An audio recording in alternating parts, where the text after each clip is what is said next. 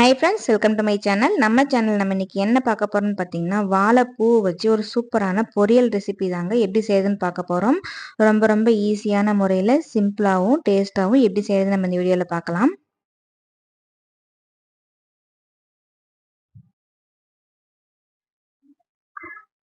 நம்ம வீடியோ இப்போதான் முதல் டைம் நீங்கள் பார்க்குறீங்க அப்படின்னா மறக்காமல் நம்ம சேனலை சப்ஸ்கிரைப் பண்ணிக்கோங்க.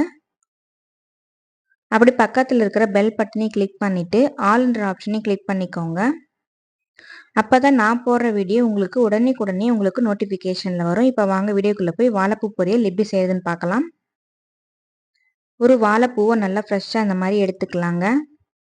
ஃபஸ்ட்டு 2 லேயரை நம்ம க்ளீன் பண்ணி எடுத்துக்கலாம்.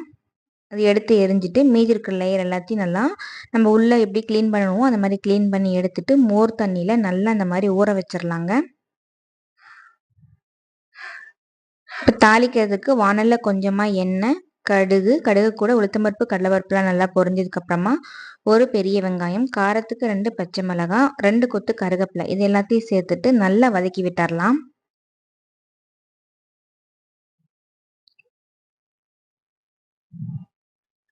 வெங்காயம், பச்சை மிளகாலாம் நல்லா வதங்கினதுக்கு அப்புறமா இது கூட ஒரு 1½ ஸ்பூன் அளவுக்கு இஞ்சி பூண்டு பேஸ்ட் நம்ம சேர்த்து அதையும் நம்ம நல்லா இந்த மாதிரி வதக்கி விட்டுறலாம். இதெல்லாம் நல்லா வதங்கினதுக்கு அப்புறமா நம்ம க்ளீன் பண்ணி எடுத்து வச்சிருக்க வாழைப்பூ எல்லாத்தையும் நம்ம இது கூடவே சேர்த்துடலாம். தண்ணி எல்லாம் வடிகட்டிட்டு பூ எல்லாத்தையும் நம்ம இது கூட சேர்த்துட்டோம். சேர்த்துட்டு ஒரு தடவை நல்லா இந்த மாதிரி கலந்து விட்டுறலாம்.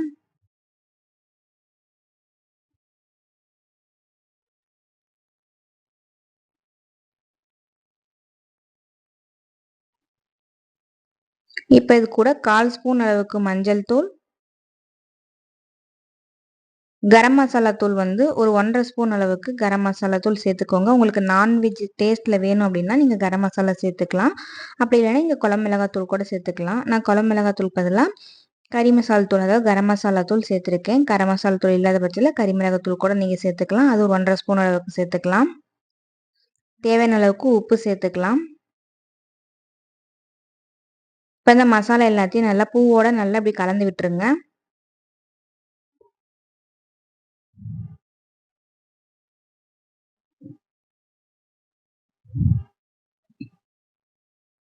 இப்போ பூ மசாலா எல்லாம் ஒட்டா நல்லா இந்த மாதிரி கலந்து விட்டுட்டோம். இப்போ பூ வேகிறதுக்காக ஒரு 1½ டம்ளர் அளவுக்கு தண்ணி சேர்த்துக்கலாம். இது கூட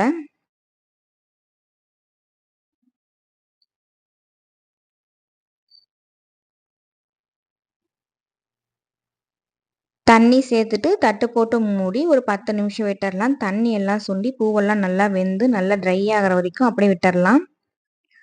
அப்பப்போ தட்டு எடுத்து நீங்கள் ஓப்பன் பண்ணி பார்த்துக்கோங்க. அடி பிடிச்சிட வேண்டாம்.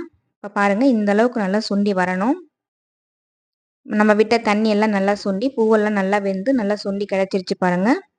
அவ்வளோதான். இந்த ஸ்டேஜில் ஸ்டவ் ஆஃப் பண்ணிவிட்டு தேங்காய் பூ தூவி இறக்கணும்னா சூப்பரான வாழைப்பூ பொரியல் தயார் பண்ணிட்டோங்க. ரொம்ப ஈஸியாகவும் சுலபமாகவும் வாழைப்பூ பொரியல் எப்படி செய்யுதுன்னு நம்ம இந்த வீடியோவில் பார்த்தோம். இதே மாதிரி அடுத்த ரெசிபி நாளைக்கு பார்க்கலாங்க. இந்த வீடியோ உங்களுக்கு பிடிச்சுன்னா மறக்காம நம்ம சேனலை சப்ஸ்கிரைப் பண்ணிட்டு லைக் பண்ணிக்கோங்க. உங்கள் ஃப்ரெண்ட்ஸ் அண்ட் ஃபேமிலிக்கும் ஷேர் பண்ணி விடுங்க. தேங்க்யூ.